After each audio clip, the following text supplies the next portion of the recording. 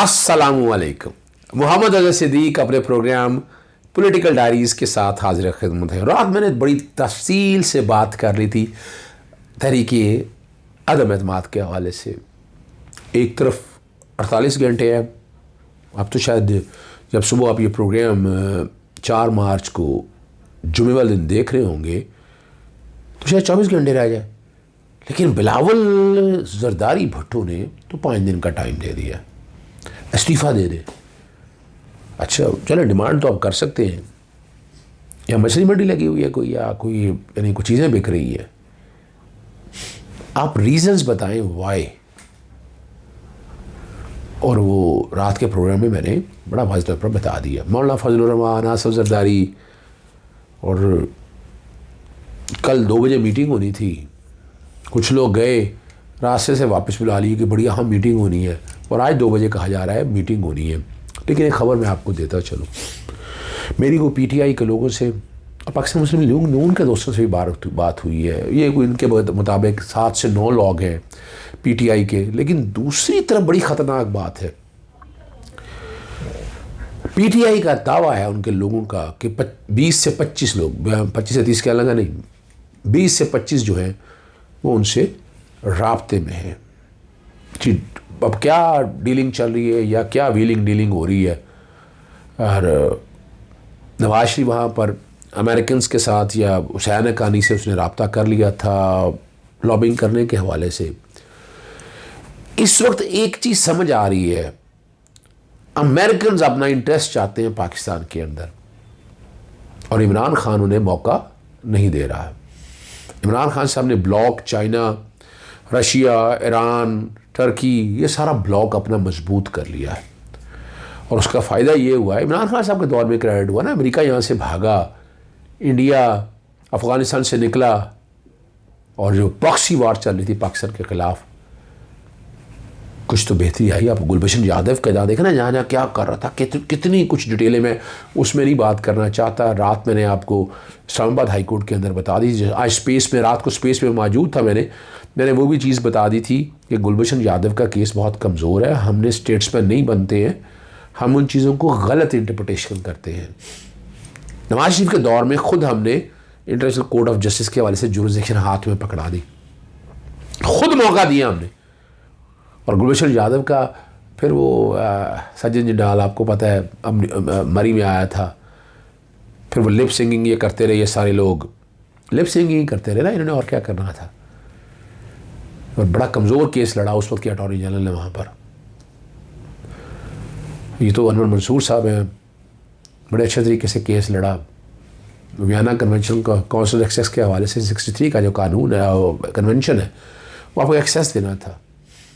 गुलभूषण यादव को या दुराब पटेल को, जो नेवी ऑफिसर इंडिया का है, सबूत हमने सारे दे दिए, सिम वो सारा डाटा हमारे पास, इतना बड़ा डोसियर है कि जो हम साबित कर सकते हैं। वो ये सामने है, मैं कोशिश करूँगा बैकग्राउंड पर ये चला दूँ। रात ऑर्डिनेंस गलत चल गया आपके सामने। ये एक्ट बन चुका है दिसंबर 4, 2021 का, और ये PTI गवर्नमेंट की बड़ी कामयाबी है। आपके जितने बड़े एंकर हैं तमाम सियासी इल्ज़ाम लगाते रहे कि गुलभूषण यादव को फ़ायदा है। खुद आ रहा इंटरनेशनल कोर्ट ऑफ जस्टिस का फ़ैसला पढ़ लें, आपको क्लैरिटी आ जाएगी। उसके लास्ट पेज मेरे पास होंगे, मैं आपके सामने बता दूंगा कि आपने बुनियादी तौर पर जो है ना वो एक्सेस नहीं दिया। उस एक्सेस को सामने रखते हुए ना, ये मजबूरी है पाकिस्तान की मजबूरी है कि Vienna convention of councillor relation of 24 अप्रैल 1963, पाकिस्तान ने क्या दिया, एक रिव्यू की वहाँ पर मान लिया कि हम रिव्यू दे देते हैं। किस बुनियाद पर? क्या आपने काउंसिल ऑफ एक्सेस ना देने से, पैरा 3 इसका जो सेक्शन 3 है वो ज़रूर पढ़िएगा।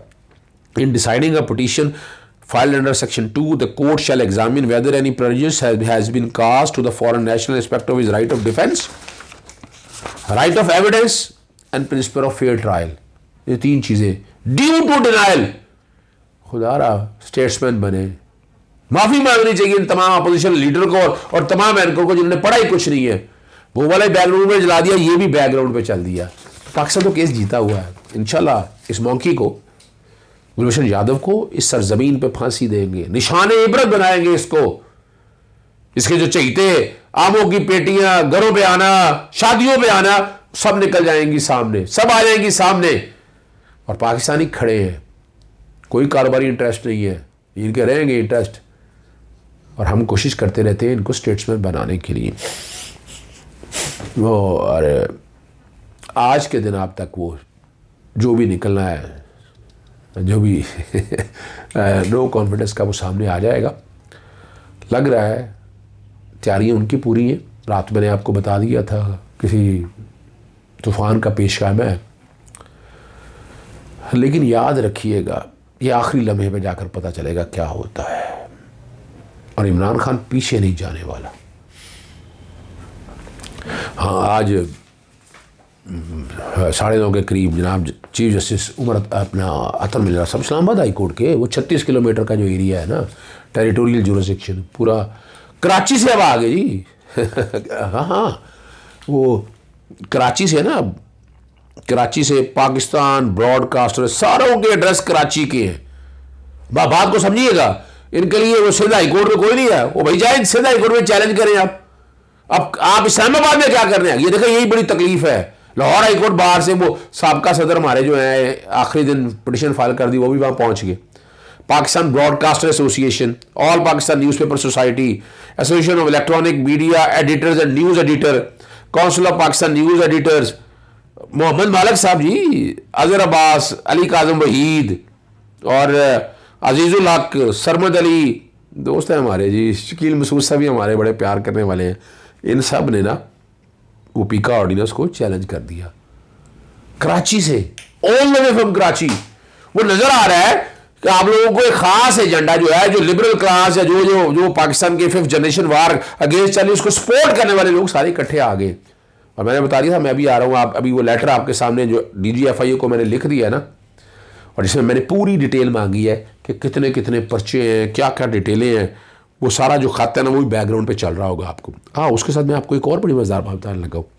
मैं कुछ डाटा इकट्ठा कर रहा हूँ और मैंने पूछा कि कितनी कंप्लेंट्स है, मैंने कल तो बता दी थी, ये एक बैकग्राउंड पे छोटी से चला रहा हूँ। सेक्शन 20 की जो कंप्लेंट है 2019 में 11,922 आई। साफियों के खिलाफ कितनी है? 4 कंप्लेंट है सिर्फ। 2020 में 48,646, 2021 में 33,721, और टोटल 2019 से लेकर अब तक 94,291।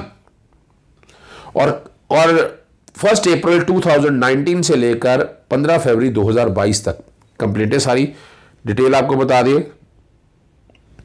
यानी 2019 से 2022 तक 2,44,930।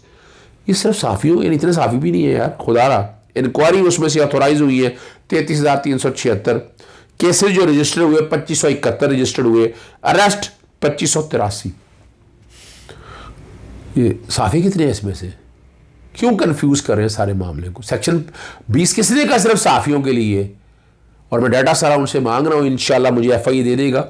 इसी तरह मैंने पुलिस के हवाले से सारा मामला लिखा है, तमाम पुलिस स्टेशन की। और पुलिस वजह क्या है वो मैंने आपको पहले भी बताया था, फिर मैं बता देता हूँ आपको कि वो किसी बच्ची का नाज़ाइबा या बच्ची के बारे में नाज़ाइबा कमेंट, क्योंकि ऐसी तस्वीरें आप सोशल मीडिया पे डाल दें, उसका नुकसान है। कितने कत्ल हुए हैं या कितने झगड़े हुए हैं, मैंने वो तमाम IG से मांगे हैं।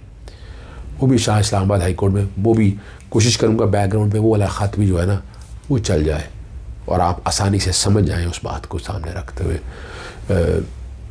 मैं तो इत्तेफाक नहीं करता फवाद चौधरी साहब की इस बात से। वफाकी वज़ीर इत्तला थे, उन्होंने कहा कि स्पीकर जो है ना पंजाब असम्बली को मुकम्मल मैंडेट दे दिया, कोई एतराज़ नहीं होगा।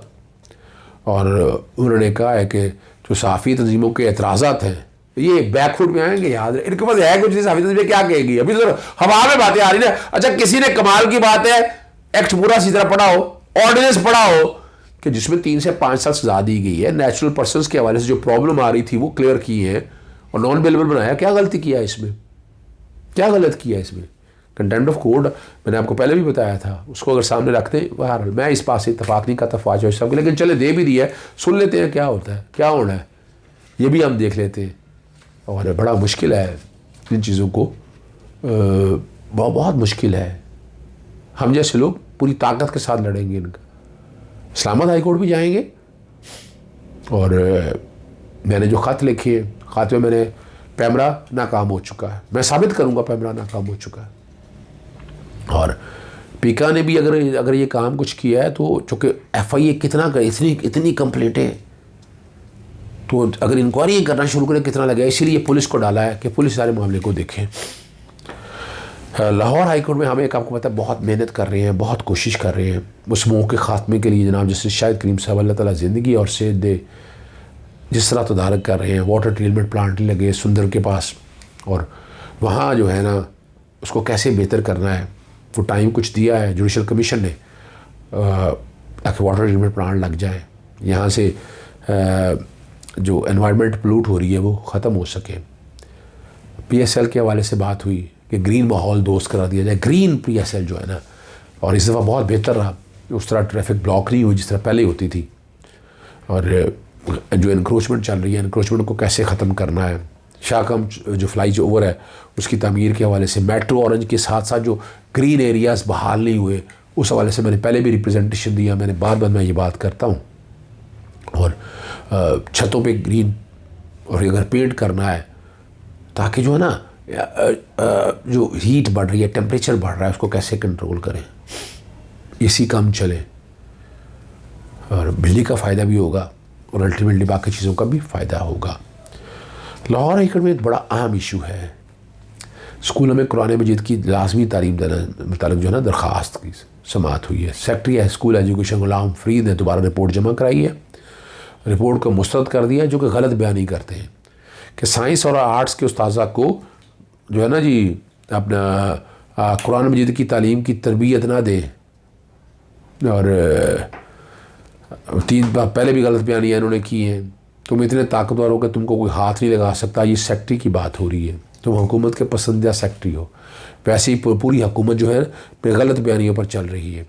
और एडवोकेट जनरल ने दोबारा माजरत कर ली कि वो दोबारा कोशिश करेंगे, और अगर रिपोर्ट जो है ना अदालत को मुतमिन ना कर सकी तो वज़ीर आला पंजाब समेत ज़िम्मेदारों को तौहीन अदालत के नोटिस जारी रखेंगे। तो मेंबर है जी फ़रद मंजूर ने दायर की हुई है, जस्टिस शाहिद वहीद की सरबराही में 2 रुकनी बेंच ने इस केस की समाअत की है। और इस्लामाबाद हाई कोर्ट ये बड़ा ज़बरदस्त है, और आपको पता गैर मुल्की मॉडल जो ट्रीज़ा है और मनशियात के स्मगलिंग के इल्ज़ाम से वो बरी हो गई है, और उन्होंने पासपोर्ट समेत दीगर सामान वापस करने की दरख्वास्त और अपने मुल्क में वापस जाने के हवाले से बात है। और पूछा गया कि लाहौर हाई कोर्ट में क्यों दरख्वास्त दायर की, उसने कहा जनाब वज़ारत दाखिला इस्लामाबाद में है इसलिए यहाँ दरख्वास्त दायर की है। केस हालांकि सारा उनका लाहौर में चल रहा था तो वही इख्तियार बनता था, चले बहरहाल। और मनशियात में गिरफ़्तार किया गया था 2018 में, और लाहौर हाई कोर्ट ने उसको बरी कर दिया जाए। और वज़ारत दाखिला ने अपने मुल्क जाने की दरख्वास्त मुस्तरद की, और वापसी इजाज़त इस वजह से नहीं दी क्योंकि अपील ज़ेर इल्तवा, ये बड़ा अहम इशू है। अगर यहाँ से भाग जाए, नवाज शरीफ का केस आपके सामने मौजूद है, वो भागे आपके सामने चल ही नहीं सका। अपील का जल्दी फैसला होना चाहिए, मेरा यहाँ तक ज़ाती ख्याल है, अपील का फ़ौरन फैसला हो और उसके बाद चली जाए। अभी तो अपील पेंडिंग है ना, तो फिर यही चलेगी तो लेके कौन आएगा इसको यहाँ से, चले उन्होंने इस बात को।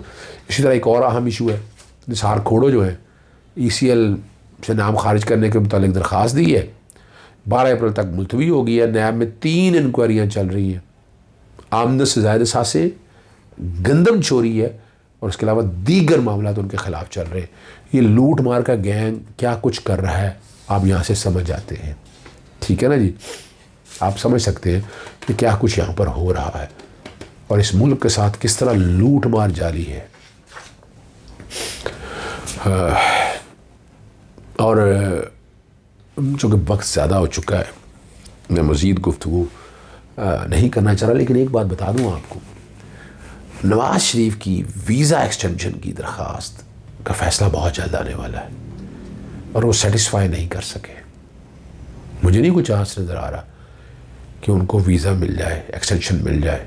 First tier tribunal Taylor House के अंदर, आपको पता है शयान वहाँ पहुँचा था, शयान ने सारा मटेरियल वहाँ दे दिया है, तो नवाज़ शरीफ के लिए भी जगह तंग हो रही है। लेकिन आपको पता है इंटरनेशनल एस्टैब्लिशमेंट जो खिलाड़ी हो उनको वहाँ के लोग जो है ना प्रोटेक्ट करते हैं,